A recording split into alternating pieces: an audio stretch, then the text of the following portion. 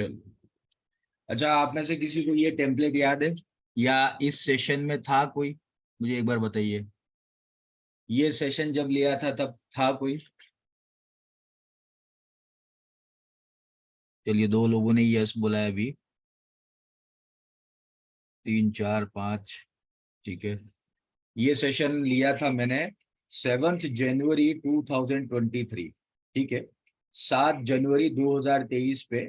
और इसकी रिकॉर्डिंग और इसका साथ ही साथ पीपीटी दोनों अवेलेबल है फॉरेक्स प्रो गुरु के टेलीग्राम चैनल पे, आप उसको चेक भी कर सकते हो। और अगर किसी ने नहीं देखा है तो वो देख भी सकता है। ठीक है, तो 2023 का जो पहला स्पेशल सेशन था वो मैंने इसी टॉपिक पे लिया था कि ये 2023 में जो 2 चैलेंजेस आने वाले हैं वो क्या हो सकते हैं। तो पहला हमने देखा था वॉर, और दूसरा हमने देखा था रिसेशन। ठीक है, तो वॉर तो अभी भी चालू ही है, खत्म हुआ नहीं है, लेकिन उसी का जो साइड इफेक्ट है वो हमें रिसेशन के रूप में देखने को मिल रहा है। और रिसेशन कहाँ देखने को मिल रहा है? तो रिसेशन हमको देखने को मिल रहा है जर्मनी और यूरोजोन में। ठीक है, और यहाँ पर एक क्वेश्चन ये भी आता है कि अगर मान लीजिए सब जगह रिसेशन आने वाला है तो इंडिया कहाँ स्टैंड करता है, क्योंकि हम दुनिया की खबर रखें और खुद के घर को भूल जाएं तो ऐसा पॉसिबल नहीं है। तो हमें वो भी चीज देखनी जरूरी है। ठीक है, तो बात शुरू करते हैं आज के टॉपिक को। टॉपिक है recession in Germany and Eurozone where India stands. ठीक है, रिसेशन आया है, जर्मनी और यूरोजोन में आ चुका है, और इंडिया कहाँ स्टैंड करता है उस पर हम बात करते हैं। सबसे पहले मैं आपको समझा देता हूँ, कई लोग हो सकता है जिनको नहीं पता हो, उनके लिए ये है कि यूरोजोन है क्या। बेसिकली देखिए, यूरोजोन एक ग्रुप है।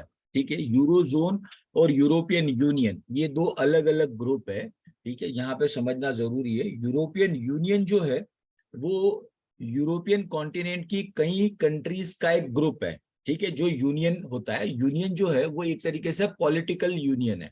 ठीक है, और उन कंट्रीज में से जिन कंट्रीज ने यूरो को अपनी करेंसी मान लिया है वो कंट्रीज कहलाती है यूरोजोन। तो यूरोजोन अगर हम इन शॉर्ट देखें तो यूरोजोन में वो कंट्रीज है जो कंट्रीज यूरो को अपनी करेंसी के रूप में यूज करती है। और वो कौन कौन सी है? तो 19 कंट्रीज है।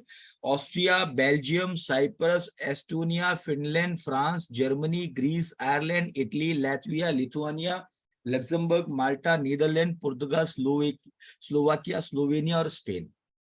ठीक है, तो ये सारी कंट्रीज जो है वो यूरो को अपनी करेंसी यूज करती है, इसीलिए ये यूरो जोन में आती है। ठीक है, पहले वो समझ लिया हमने। अब यूरो जोन को अगर मैप में भी समझना है तो आप देख सकते हैं, जैसे मैंने आपको अभी बताया कि यूरोपियन यूनियन और यूरो जोन 2 अलग अलग ग्रुप है। यूरोपियन यूनियन एक तरीके से पॉलिटिकल ग्रुप है, और यूरो जोन जो है वो फाइनेंशियल ग्रुप है उन कंट्रीज का जो यूरो को अपनी करेंसी मानते हैं।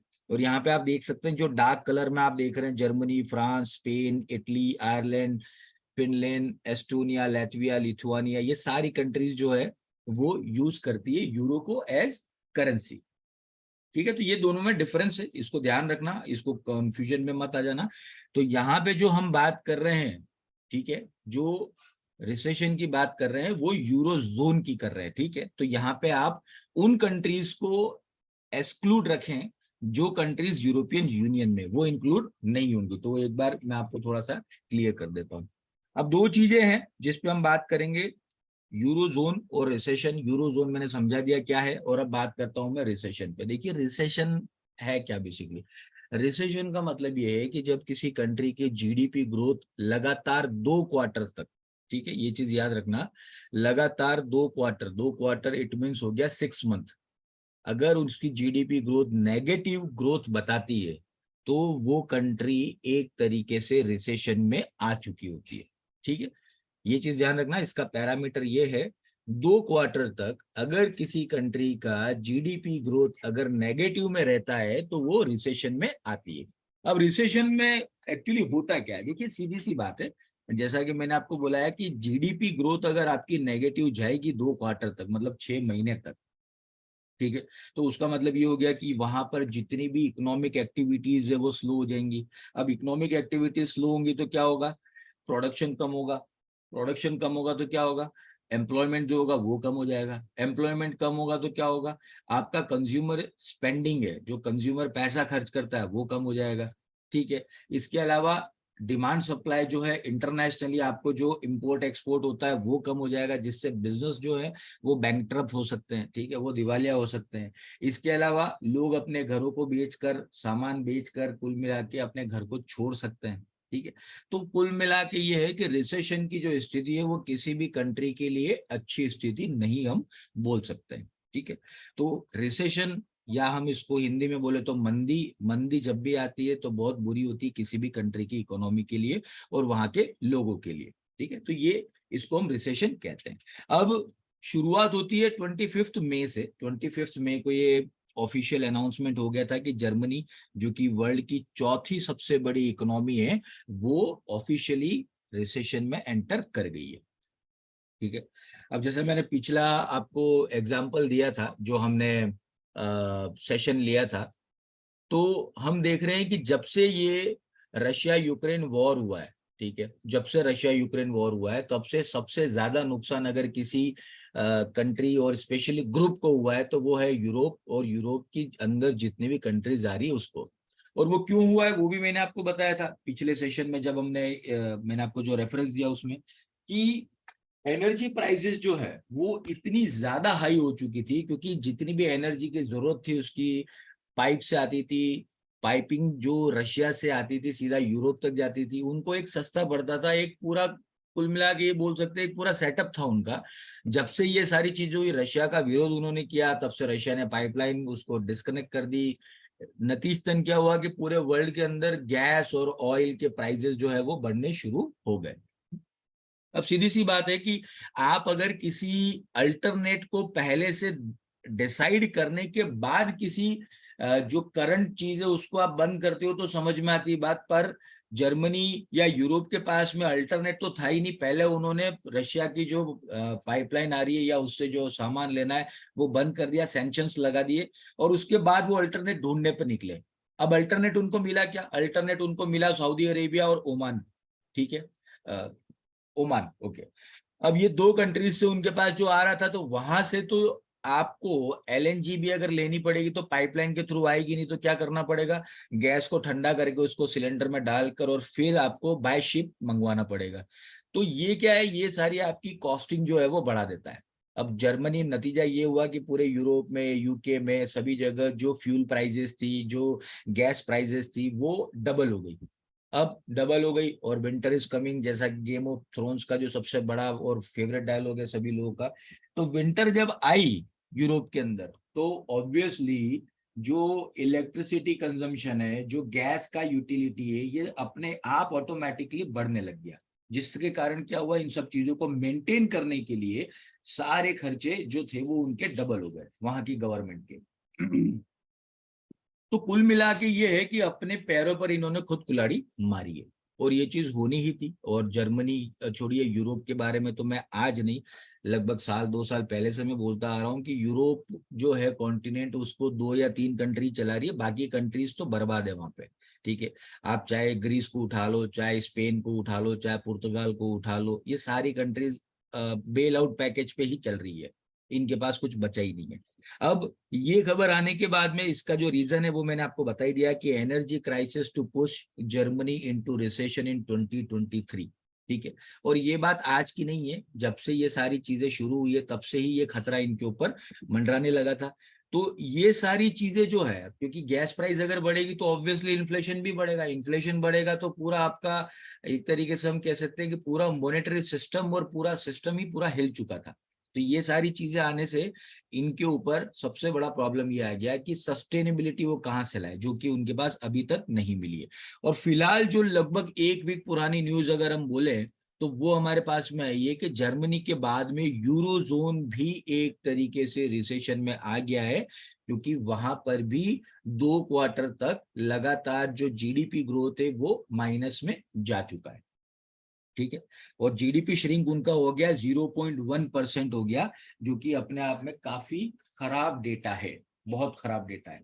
अब यूरोजोन की अगर हम बात करें तो यूरोजोन में किन किन को गिनेंगे, जैसे अभी यहाँ पे हमने देखा यूरोजोन में हम देखेंगे तो यूरोजोन में आपके आयरलैंड आ चुका है, स्पेन आ चुका है, जर्मनी आ चुका है, इटली आ चुका है, Slovakia, Austria, Slovenia, Greece, Cyprus, Estonia, Latvia, Lithuania, ये सारी कंट्रीज आ चुकी है। ठीक है। तो यहाँ पे जो बात हम कर रहे हैं वो यूरोजोन एज अ ग्रुप कर रहे हैं, ठीक है, ये चीज ध्यान रखना, कंफ्यूजन में मत आना।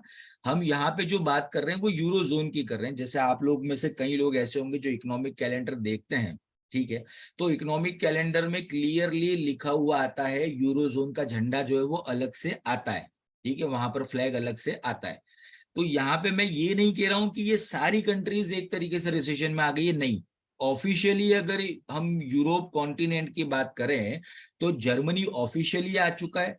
और इसके अलावा क्योंकि यूरोजोन की सबसे बड़ी इकोनॉमी और सबसे ज्यादा कंट्रीब्यूट करने वाली जो इकोनॉमी है वो जर्मनी है, तो जर्मनी जैसे ही आया उसके बाद में ऑटोमेटिकली ये पूरा यूरोजोन भी आ चुका है। हाँ, हम पर ये नहीं कह सकते कि क्या स्पेन पर्टिकुलर रिसेशन में है, नहीं, अभी ये ऑफिशियल नहीं हुआ है, फ्रांस ऑफिशियल नहीं हुआ है, पुर्तगाल ऑफिशियल नहीं हुआ है, जो इनके बड़े बड़े कंट्री है ऐसा कोई ऑफिशियल नहीं हुआ है, ठीक है। तो यहाँ पे कंफ्यूजन ना रखें, यूरो जोन पर्टिकुलर जो है, क्योंकि यहाँ पे जो डेटा निकल के आता है, आप लोगों ने जब इकोनॉमिक कैलेंडर में देखा होगा तो डेटा में क्लियरली लिखा हुआ आता है यूरो जोन। तो जो कंबाइंड डेटा आता है, जैसे जीडीपी अगर निकलेगा तो यूरो जोन का कंबाइंड जीडीपी निकलेगा, तो कंबाइंड जीडीपी के हिसाब से अगर बोले तो यूरो जोन जो है वो आ चुका है रिसेशन में, ठीक है। तो इस तरीके से इसको समझना है, ठीक है। अब यूरोप पर भी सेम सिचुएशन ही लागू होती जो जर्मनी पर है, क्योंकि वहां पर भी सेम चीज हुआ कि ऑयल प्राइसेस जो है, गैस प्राइसेस जो है वो डबल से भी ज्यादा हो चुके हैं। इवन यूके भी में भी यही चीज हुआ है। तो जब जब भी ये चीज हो रही है, क्योंकि देखिए बहुत बेसिक चीजें हैं, इसको आप कम या ज्यादा नहीं कर सकते हो, ठीक है, ये बहुत ही बेसिक चीजें हैं, इसको आप कम या ज्यादा नहीं कर सकते हो। आपको इसके ऊपर पैसा खर्च करना ही है, आपको आज नहीं तो कल एक पूरा सिस्टम डेवलप करना ही पड़ेगा, तभी जाके आपकी कंट्री इस प्रॉब्लम से निकल पाएगी। तो जो जर्मनी के साथ हुआ सेम वैसा यूरोप के साथ हम देख रहे हैं। इसके अलावा भी कुछ दिनों पहले एक सर्वे आया था जो कि ब्लूमबर्ग ने करवाया था अप्रैल 2023 में, जहां पे बताया था कि किन किन कंट्रीज को, यानी वर्ल्ड की जो टॉप कंट्रीज हैं उसमें किन किन कंट्रीज को रिसेशन का सबसे ज्यादा चांसेस हैं उनके रिसेशन में आने में। तो देखिए यूके को 75% चांस दिए गए थे, वो तो नहीं आया फिलहाल अभी तक, तो खैर वो भी आएगा, वो भी कहीं नहीं जाएगा, पर यूके बचा हुआ है अभी, न्यूजीलैंड बचा हुआ है, यूएस लगभग आ चुका है यूं कह सकता हूं मैं, ऑफिशियली नहीं बोल सकते बट यूएस भी बिल्कुल पास में है, जर्मनी आ चुका है, इटली लगभग आ चुका है, कनाडा उसका हम कह नहीं सकते अभी, कुछ हो सकता है थोड़े टाइम बाद आए, फ्रांस के चांस 50% है, साउथ अफ्रीका है, ऑस्ट्रेलिया है, रशिया है। देखिए सबसे इंटरेस्टिंग थी मतलब ये सोचने वाली बात है कि रशिया लास्ट 1.5 साल से, लगभग हम बात करें फरवरी 2022 से उस यूक्रेन के साथ युद्ध हुआ, उसके बावजूद भी आज अगर हम देखें 1.5 साल होने के बावजूद भी, यानी रशिया ने इतना पैसा खर्च कर दिया युद्ध में, उसके बावजूद भी रशिया के अगर हम देखें रिसेशन में आने के चांस 37.5% ही है। तो मतलब ये बड़ी सोचने वाली बात है। जापान 35% है, साउथ कोरिया 30 है, मैक्सिको, स्पेन, स्विट्जरलैंड ये सब फिर कम होने लग गए, स्विट्जरलैंड 15% है, चाइना 12.5% है। देखिए सभी डेटा पे मैं बिलीव कर सकता हूँ, बट ये चाइना वाला जो डेटा है ना, इस पे मैं कभी बिलीव नहीं कर सकता हूँ, क्योंकि चाइना का जितना भी डेटा है वो सारा फेक और सारा फर्जी है। चाइना वही डेटा देता है जो वो देना चाहता है, क्योंकि आप देखेंगे कि चाइना के पास में इतना प्रॉब्लम है फिलहाल, पर वो ऑब्वियसली वो खुल के बाहर नहीं आता है, क्योंकि इतनी सेंसरशिप है चाइना में जो कि और किसी कंट्री में नहीं मिलेगी। और सबसे खुशी की बात यह है कि इंडिया के जो चांसेस है वो 0% है, ठीक, 0%, मतलब कोई किसी तरह का रिसेशन का कोई फियर इंडिया के ऊपर नहीं है। क्यों नहीं है तो वो हम आगे देखेंगे, बहुत सारे उसके रीजंस है। अब बात करते हैं कि एक ट्वीट मैंने पढ़ा था जो कि एंथनी ब्राउन का था, जो कि यूके के मेंबर ऑफ पार्लियामेंट है, वहां के संसद के सदस्य है। उन्होंने कहा था कि the IMF predict the UK would enter recession this year and Germany would not, ठीक है। उन्होंने ये जो फोटो है ये इसी का रेफरेंस उन्होंने लेकर बोला है कि उन्होंने बोला था कि यूके सबसे पहले आएगा क्योंकि उसके चांसेस ज्यादा है और जर्मनी नहीं आएगा, लेकिन UK has escaped recession and the eurozone is now official in the one. The UK also had the fastest growing G7 economy in 2021 and 22। अब देखिए प्रॉब्लम कैसी है कि अभी अगर हम देखें तो जो भी रशिया यूक्रेन वॉर में सबसे ज्यादा इफेक्ट हुआ है, आप इस अगर पूरे पिक को देखेंगे तो आपको लग जाएगा कि यहाँ पे वो कंट्रीज ज्यादा है जिनके ऊपर रशिया यूक्रेन वार का सबसे ज्यादा इम्पैक्ट हुआ है। क्यों? देखिए यूके ये एक तरीके से पार्टी है, ठीक है। न्यूजीलैंड की बात मैं नहीं करता हूँ, उसके कुछ अलग रीजन होंगे। बाकी यूएस है, जर्मनी है, इटली है, कनाडा भी है। क्यों? क्योंकि रशिया और कनाडा का भी इंपोर्ट एक्सपोर्ट काफी बड़ा आता है, ठीक है। फ्रांस भी पार्ट है यूरोप का, साउथ अफ्रीका नहीं है, ऑस्ट्रेलिया नहीं है, उसके बाद रशिया खुद है। तो मैक्सिमम कंट्रीज जो आप देख रहे हैं, शुरुआत की जो 8-10 कंट्रीज है, वो सब तो उसी से जुड़ी हुई है। तो आईएमएफ ने, वर्ल्ड बैंक ने, सभी ने ये कहा था कि आने वाले टाइम में ये रिसेशन आएगा जरूर। क्यों? क्योंकि ऑब्वियसली उन लोगों ने भी यही प्रेडिक्ट किया कि आने वाले टाइम में गैस और ऑयल के प्राइसेस इतने ज्यादा बढ़ेंगे कि जो आम लोग हैं उनकी पहुंच से ये बाहर हो जाएगा, बहुत ज्यादा इन्फ्लेशन बढ़ जाएगा, और उसी कारण ये सारी चीजें हुई है। तो यूके अभी बचा हुआ है, हो सकता है आने वाले 1 या 2 क्वार्टर में यूके भी आ जाए। आपको याद हो तो यूके और इंडिया की एक एफटीए पर बात हो रही है। एफटीए का मतलब होता है फ्री ट्रेड एग्रीमेंट। तो इंडिया उतना ज्यादा उतावला नहीं है, लेकिन यूके बहुत ज्यादा उतावला है, क्योंकि इंडिया के साथ अगर एफटीए होता है तो कोई छोटा मोटा नहीं होगा, वो बहुत बड़ा होगा। तो फायदा वैसे दोनों कंट्रीज को होगा, यूके को भी होगा और इंडिया को भी होगा। तो अभी उसके ऊपर जो नेगोशिएशन है वो चल रही है, फिलहाल कुछ फाइनल हुआ नहीं, लेकिन बहुत जल्द होने के चांसेस हैं, ठीक। क्योंकि हर किसी को अपनी इकोनॉमी की चिंता है। अब यहाँ बात करते हैं कि देखिए रिसेशन होता है तो उसका इकोनॉमी पे क्या इफेक्ट पड़ता है या जीडीपी पे क्या इफेक्ट पड़ता है। देखिए यहाँ पे हमने अभी टॉप कंट्रीज जो है अकॉर्डिंग टू जीडीपी हमने वो देख रहे हैं। सबसे world number 1 United state obviously हो गई, $26 ट्रिलियन की उसकी इकोनॉमी है इन ए ईयर। उसके बाद आता है चाइना, $19 ट्रिलियन की इकोनॉमी है। उसके बाद जापान 4.4 ट्रिलियन, जर्मनी 4.3 ट्रिलियन, उसके बाद आता है इंडिया 3.7 ट्रिलियन। अब देखिए सीधी सी बात है, जैसे इंडिया से जस्ट ऊपर जर्मनी है जो कि अब रिसेशन के अंदर एंटर कर चुका है। अब रिसेशन आ गया है, दैट मीन्स ये हो गया है कि जितनी भी इकोनॉमिक एक्टिविटी होगी वो स्लोअर हो जाएगी। स्लोअर हो जाएगी का मतलब ये है कि जो डिमांड और सप्लाई है उसके ऊपर गैप आ जाएगा।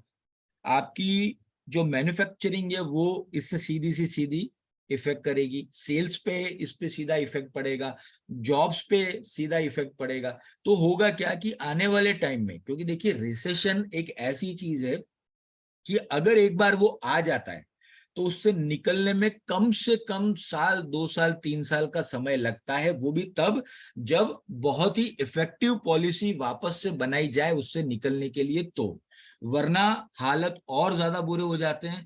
तो अब वो डिपेंड करेगा जर्मनी पे कि वो कैसे बाहर आएगा या क्या किस तरीके से बाहर आएगा। तो बात करते हैं कि देखिए जब इस तरह की चीजें आएंगी तो जर्मनी को मेरे हिसाब से इंडिया इसी साल क्रॉस करने के चांसेस बढ़ रहे हैं, क्योंकि इंडिया का जीडीपी ग्रोथ एक तरीके से हम कह सकते हैं कि एक्सपेक्टेशन से भी ज्यादा हुआ है। तो जर्मनी अगर स्लो हुआ तो इंडिया ऊपर जा सकता है।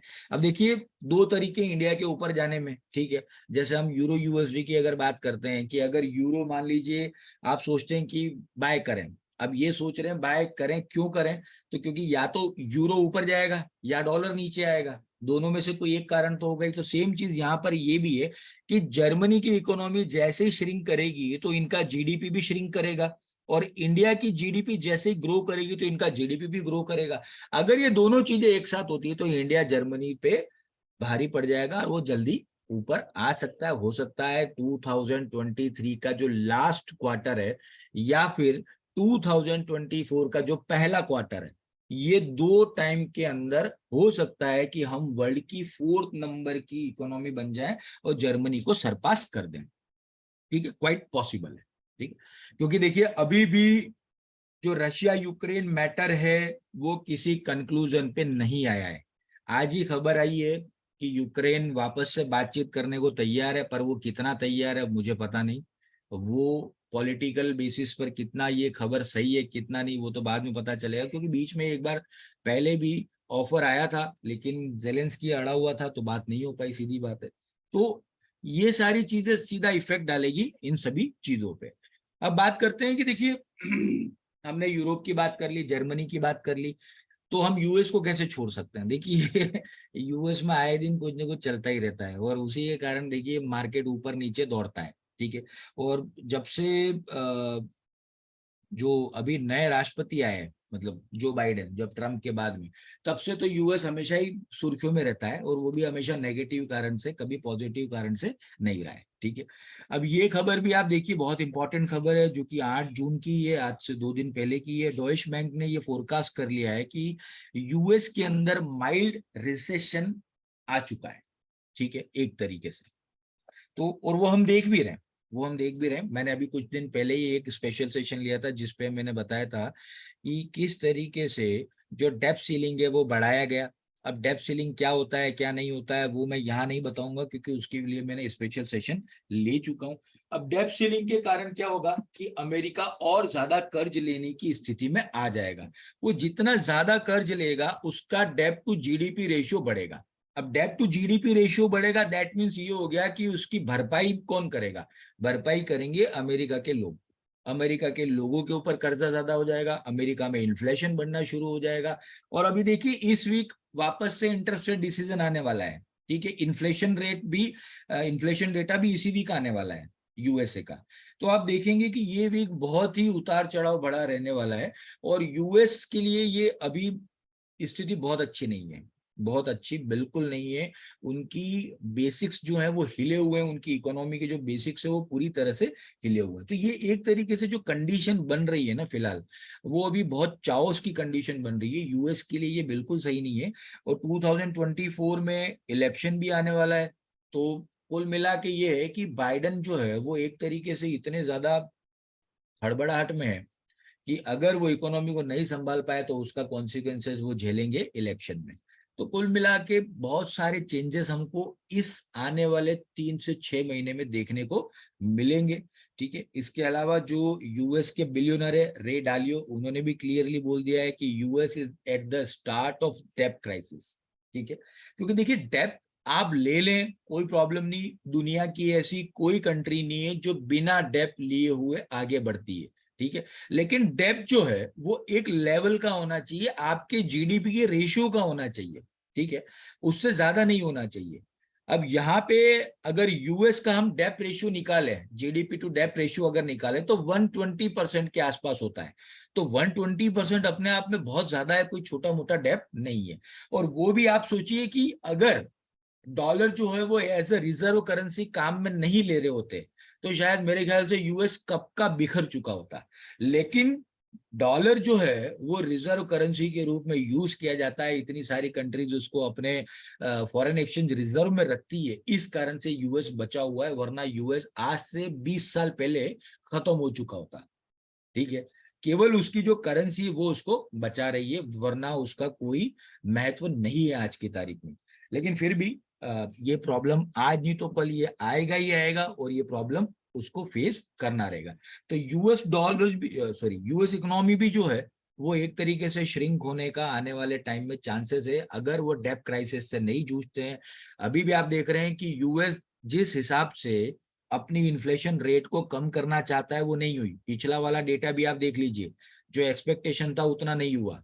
ठीक है, और हम देख रहे हैं कि आने वाले टाइम में और ज्यादा इनके सामने चुनौतियां आने वाली है। अगर इस बार फिर इन्होंने इंटरेस्ट रेट बढ़ा दिया, तो फिर देखिए कोई 2 या 3 बैंक निकल के नहीं आ जाए तो बताना मेरे को, फिर 2 या 3 बैंक इनकी डूबने के चांसेस बढ़ जाएंगे। तो यूएस के लिए ऐसी स्थिति है अभी फिलहाल कि इधर खुआ और उधर खाई। तो कुल मिला के अगर वहां के फंडामेंटल्स हम देखें तो काफी गड़बड़ है। कुल मिला के वहां पे जो जितनी भी सारी फाइनेंशियल जो सिचुएशंस है वो कोई बहुत अच्छी बिल्कुल नहीं है। ठीक है, अब इन सब में हम बात करते हैं कि ग्रोथ रेट अगर हम देखते हैं यूएस की जो रियल है, तो देखिए 2019 से लेकर 2023 तक का डेटा है। ये सारा डेटा जो है वो एक क्वार्टर का है, और क्वार्टर में हम देखते हैं कि फिलहाल जो 2030 के जो 2 क्वार्टर निकले हैं, ठीक है, वो आप देखेंगे तो पहला क्वार्टर जो पहले सबसे पहले वाले क्वार्टर से कम हुआ है, और उसके बाद जो अभी वाला क्वार्टर है वो और भी कम है। तीसरा क्वार्टर जैसे ही अगर कम आ गया, तो उसके बाद में तो फिर यूएस ऑफिशियली डिक्लेयर हो जाएगा कि वो रिसेशन में है। ठीक है, तो जीडीपी ग्रोथ आप देख रहे हैं ना के बराबर है। 2020 में देखिए 2 क्वार्टर लगातार नीचे गए थे, ये क्यों गए थे? देखिए कोरोना था इसीलिए गए थे। उसके बाद देखिए जब जैसे ही खुला, ये ओपन हुआ, उसके बाद देखिए वापस ऊपर आया। तो इस तरह की चीजें सारी थी। लेकिन जब से इन्होंने, आप देखें 2022 को उठा ले, आप देखिए 2022 फरवरी से शुरू किया था इन्होंने रशिया को एक तरीके से भड़काने का काम शुरू किया था। तब से आप देख रहे हैं तो 2022 में नेगेटिव ग्रोथ थी, 2022 के जो लास्ट के जो 2 क्वार्टर थे वो थोड़े से ज्यादा हुए, और 2023 का जो पहला क्वार्टर है वो भी नीचे चला गया।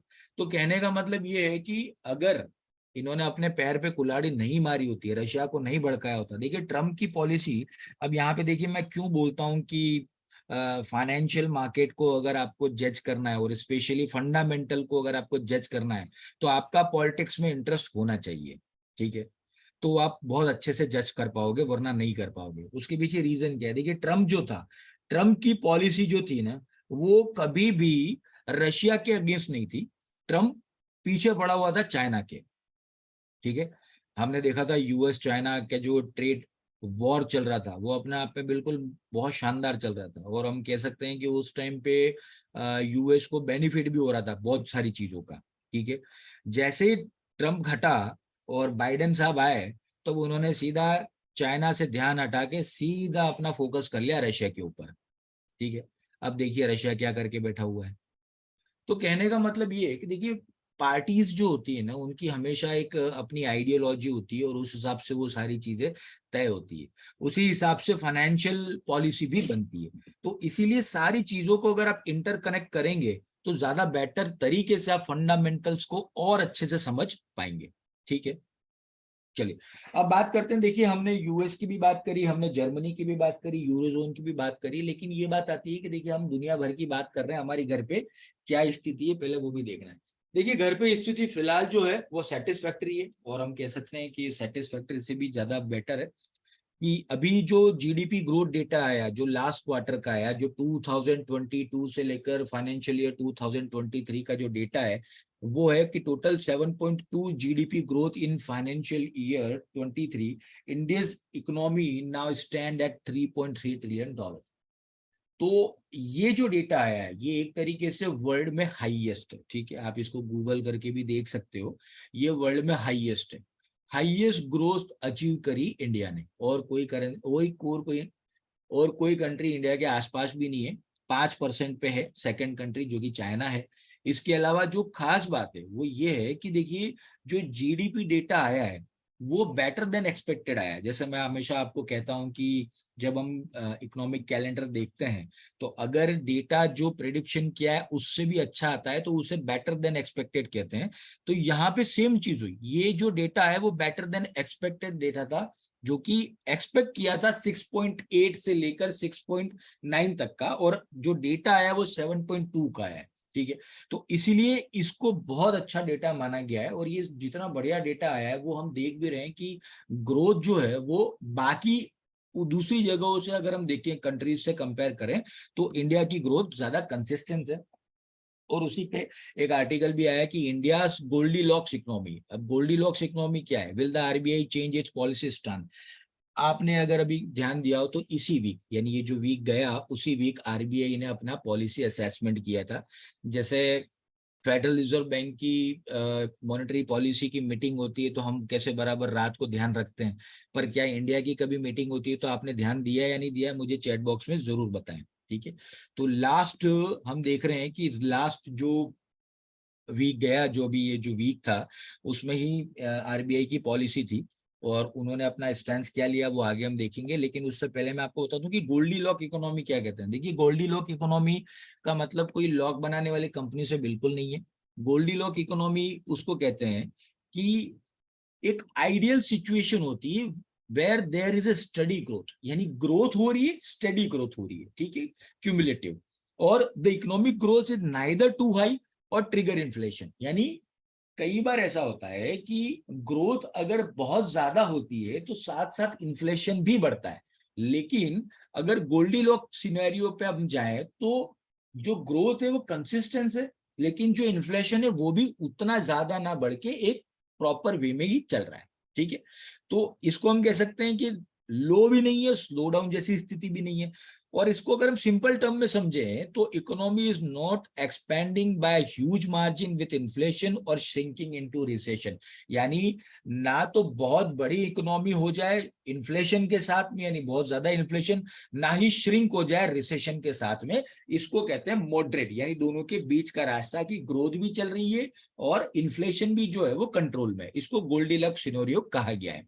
तो अभी फिलहाल ये संभावना जताई जा रही है कि इंडिया जो है वो अभी उसी स्टैंड पे खड़ा हुआ है जहां पे उसकी इकोनॉमी जो है वो धीरे धीरे ही सही लेकिन बढ़ रही है और एक प्रॉपर तरीके से बढ़ रही है। अब बात करते हैं कि आरबीआई ने जो इस वीक, जो अभी ये वीक गया है, उसमें जो पॉलिसी अनाउंसमेंट किया था तो क्या किया था, तो देखिए आरबीआई ने जो पुराना स्टेटस था वही मेंटेन किया है। उन्होंने उन्होंने कोई चेंज नहीं किया है। जो पहले वाली पॉलिसी थी वही उसने रखी हुई है। रेपो रेट को भी नहीं बढ़ाया है और पॉलिसी स्टांस भी उन्होंने सेम का है। रेपो रेट का मतलब ये कि ये वो रेट होती है जिसपे बैंक आरबीआई से लोन लेते हैं। तो रेपो रेट को बढ़ाया नहीं गया, मतलब आपका जो लोन है वो महंगा नहीं होगा, क्योंकि बैंक अगर आरबीआई से लोन महंगे में लेंगे तो ऑब्वियसली अपने क्लाइंट को भी वो महंगे लोन देंगे। तो फिलहाल जो है वो आपकी ईएमआई बढ़ने के चांसेस नहीं है। और साथ ही साथ it retain the policy stand as withdrawal of accommodation. देखिए विड्रॉवल ऑफ अकोमोडेशन क्या होता है, समझने वाली बात है, बहुत ही सही बात है। विड्रॉल ऑफ अकोमोडेशन का मतलब ये है कि जो आप अभी देख रहे हैं ये जो रेट है ना, ये हमारा इंटरेस्ट रेट है, रेट कीप्स अनचेंज एट 6.5%। मतलब कि जो ये 6.5% की रेट है उसको छोड़ा गया है, पहले यही थी उसके बाद भी यही रखी है। अब यहां से इन्होंने ये डिसीजन लिया है कि विड्रॉल ऑफ अकोमोडेशन मतलब यहां से ये नेक्स्ट मीटिंग में नीचे आना शुरू करेगी। तो जैसे ही नीचे आना शुरू करेगी आपके लोन्स हो जाएंगे सस्ते आने वाले टाइम में। ठीक है, इन्फ्लेशन है वो और ज्यादा अंडर कंट्रोल आने के चांसेस उस टाइम पे बढ़ जाएंगे। ये जो आप देख रहे हैं ये इंडियन सेंट्रल बैंक का रेट का एक तरीके का चार्ट है, 2018 से लेकर 2023 का चार्ट है कि कब पॉलिसी बढ़ाई कब घटाई। ठीक है, आप देख रहे हैं जैसे मैंने आपको बताया था, पहले भी बोलता हुआ आ रहा हूं कि 2019 के बाद में जब कोरोना आया था सभी रिजर्व बैंक्स ने अपनी जो इंटरेस्ट रेट पॉलिसी थी वो जीरो के आसपास लेकर आए थे। तो इंडिया तो खैर जीरो पे नहीं ला सकता है क्योंकि इंडिया एक डेवलपिंग नेशन है। ठीक है, लेकिन इंडिया 4% पे ले आया था जो कि मिड 2020 से लेकर मिड 2022 तक चलाया और उसके बाद बढ़ाना शुरू किया। ठीक है, तो इस तरीके से सारी चीजों को आप एक तरीके से ये जितनी भी चीजें मैं आपको बता रहा हूँ ये इस पे अगर आप केवल इन्हीं से जुड़ी हुई चीजों पे भी आप अगर रिसर्च कर लें या इनकी इस कंट्री अलग अलग कंट्रीज की जो है इस तरह की न्यूज आती है, फाइनेंशियल न्यूज आती है, फाइनेंशियल डेटा आते हैं, अगर उस पर ही अगर आप बात करें तो काफी चीजें हो सकती हैं। ठीक है, अब रेपो रेट का मतलब मैंने आपको बता दिया है। ठीक है, जो बैंक जो आरबीआई से पैसा लेते हैं वो सेम ही है। MPC is trying to achieve its action, a policy stance tells the whether the MPC is trying to contain inflation or boost growth while containing inflation or simply being neutral। तो RBI का जो stance है वो यही है कि growth को तो बूस्ट देना ही देना है लेकिन साथ साथ में जो इन्फ्लेशन है उसको भी कम करना है, क्योंकि एक्चुअली ग्रोथ तभी होती है जब आपका इन्फ्लेशन अंडर कंट्रोल होता है। अब वो डेटा अगर हम बात करते हैं जीडीपी ग्रोथ का जो डेटा है Q1 में जो आया था अप्रैल से जून में वो था 8%, उसके बाद Q2 में जो जुलाई से सितंबर में वो 6.5%, उसके बाद 6% ये आया और Q4 यानी जनवरी टू मार्च जो अभी गया वो आया 5.7। तो टोटल 6.5 का 2023-24 का इन्होंने प्रिडिक्शन लगाया है। ठीक है, प्रिडिक्शन है ये 2023-24 यानी जो अभी चल रहा है उसके ऊपर। उसी के साथ इन्होंने इन्फ्लेशन का भी एक क्यूमुलेटिव डेटा दिया है। तो अगर देखें इन्फ्लेशन को बहुत ज्यादा कम होने की बात नहीं करी है, 5.2 से ये 5.1 पर ये लेकर आए हैं। लेकिन फिर भी अगर हम बात करते हैं, अगर हम कंपेयर करते हैं हम दूसरी कंट्रीज की इन्फ्लेशन से तो कहीं बेटर है।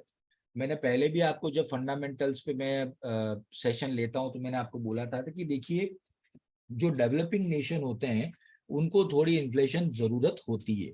यानी डेवलपिंग नेशन में अगर आप इकोनॉमी को अच्छे से चलाना चाहते हैं तो थोड़ी इन्फ्लेशन की जरूरत आपको पड़ेगी। तो अगर मैं इंडिया के पर्सपेक्टिव में देखूं कि सबसे अच्छा सिनेरियो क्या है इन्फ्लेशन रेट का, तो मैं बोलूंगा 3% से लेकर अगर 5% के बीच में अगर इन्फ्लेशन रेट है तो that is good for Indian economy. ठीक है, लेकिन वही चीज अगर आप मुझे पूछें यूएस के लिए, यूके के लिए, जर्मनी के लिए, तो ये जो डेटा है वो चेंज हो जाएगा। ये डेटा हो जाएगा 1:3%, यानी 1 से 3% के बीच में अगर इन्फ्लेशन रेट रहती है तो इन कंट्रीज के लिए अच्छा है, लाइक यूएस, यूके, या हम जर्मनी की बात कर रहे हैं, जो भी डेवलप नेशन है, चाहे वो जापान हो चाहे वो ऑस्ट्रेलिया हो, तो उन लोगों के लिए वो बेटर होता है। लेकिन इंडिया की स्टांस में अगर हम देखते हैं तो 5% जो है वो सूटेबल है एक तरीके से। ठीक है, अब यहाँ पर एक भी चीज और भी देखना है कि जीडीपी ग्रोथ जो है वो फाइनेंशियल ईयर का वो सरप्राइज एक तरीके से मिला है, जो 7.2% था। आरबीआई का एक्सपेक्टेशन जो था वो 7% था। ठीक है, और रिटेल इन्फ्लेशन जो है वो 4.7% आ गई थी अप्रैल में। अब ये चीज ध्यान रखना, रिटेल इन्फ्लेशन, रिटेल इन्फ्लेशन का मतलब है डायरेक्ट जो क्लाइंट खरीदता है, सॉरी डायरेक्ट जो कंज्यूमर खरीदता है प्रोडक्ट, हम उसकी बात कर रहे हैं। ठीक है, एक होती है होलसेल इन्फ्लेशन, जो आपका जो व्यापारी है वो खरीदता है फैक्ट्री से उनसे, वो होती है होलसेल इन्फ्लेशन। तो ये दोनों में फर्क है, तो वो ध्यान रखिएगा। और ये जो 4.7 का आंकड़ा आया है अप्रैल में, जो लोएस्ट रीडिंग है नवंबर 2021 के बाद, तो नवंबर 2021 के बाद आज की तारीख में हम कह सकते हैं कि लोएस्ट इन्फ्लेशन हुआ है ये। ठीक है, और अगर हम बात करते हैं करंट क्वार्टर की, जैसे अप्रैल मई जून, तो growth has been push to 8% and inflation knock down to 4.6%। तो ये कुल मिला के इंडिया के लिए ओवरऑल बेनिफिट ही दे रहा है। ठीक है, तो ये एक सबसे बड़ा पॉजिटिव साइन है इंडिया के लिए। इसके बाद है कि further government continues to thrust on capital expenditure likely to crowd in private investment. देखिए एक चीज बहुत सही है, और वो ये है कि किसी भी कंट्री को आपको अगर ग्रोथ देनी है तो सबसे ज्यादा आपको जो करना पड़ता है वो होता है कैपिटल एक्सपेंडिचर। कैपिटल एक्सपेंडिचर क्या होता है? देखिए कैपिटल एक्सपेंडिचर जो है वो होता है कि आप किसी कंट्री के इंफ्रास्ट्रक्चर पे अगर खर्चा कर रहे हैं तो वो होता है कैपिटल एक्सपेंडिचर। कैपिटल एक्सपेंडिचर जैसे आप नए नए हाईवेज बना रहे हैं, नए नए एक्सप्रेसवेज बना रहे हैं, नए नए ब्रिज बन रहे हैं, इसके अलावा नए नए एयरपोर्ट बन रहे हैं, तो ये सब क्या है? ये सारा कैपिटल एक्सपेंडिचर है। नए नए आप जितना ज्यादा रेलवे के लाइंस अगर डाल रहे हैं तो वो सारे कैपिटल एक्सपेंडिचर होता है। कैपिटल एक्सपेंडिचर जितना होगा उतना उस कंट्री के अंदर जो कनेक्टिविटी है, ट्रांसपोर्टेशन है, और एक तरीके से माल को एक जगह से दूसरी जगह ले जाना है, वो ज्यादा बेटर होगा। वाटरवेज बन रहे हैं इंडिया के अंदर, पहले वाटरवेज का कॉन्सेप्ट ही नहीं था, लेकिन अब वाटरवेज भी बन रहे हैं। तो ये कैपिटल एक्सपेंडिचर जितना ज्यादा होगा उतना बेटर रहेगा। तो कुल मिला के इंडियन इकोनॉमी जो है वो अपने हिसाब से अगर देखें हम तो काफी हद तक बाकी जो कंट्रीज है उनसे मच बेटर हालत में है। और आज इंडिया उस लेवल पर है कि हम लोग या हमारी गवर्नमेंट जो है वो किसी कंट्री के आगे झुकती नहीं है। चाहे वो रशिया यूक्रेन वाला मामला हो, किसी के सामने झुकने की जरूरत नहीं पड़ी। हमें जहां से सस्ता मिला हमने वहां से तेल लिया। अगर हमको सऊदी अरेबिया में अच्छा लगा हमने वहां से तेल लिया। अगर हमको यूरोप अच्छा लगा हमने यूरोप से लिया, सॉरी रशिया अच्छा लगा हमने वहां से लिया। ठीक है, तो कुल मिला के अगर हम ये बोलते हैं तो सारी चीजें जो है वो एक तरीके से अभी इंडिया के फेवर में है। तो इंडिया की जो जीडीपी है वो कहीं से कहीं तक किसी भी तरीके से प्रॉब्लम में नहीं है, और आने वाले टाइम में आने भी वाली नहीं है फिलहाल। मैं पहले भी बोलता आया हूँ, मेरे सेशंस में मैंने पहले भी बोला है कि ये जो सदी है, ठीक है, ये जो सेंचुरी है ये एशिया की सेंचुरी है। ठीक है, और उस एशिया में भी सबसे बड़ा कंट्रीब्यूशन अगर कोई कंट्री देगी तो वो इंडिया ही है। ठीक, ये शुरुआत से मैं काफी टाइम से बोलता आ रहा हूँ। हो सकता है आप लोगों ने कभी शायद सुना हो तो आपको याद होगा। अगर ऐसा मैंने बोला है और आपको याद है तो मुझे यस पे जरूर बोले।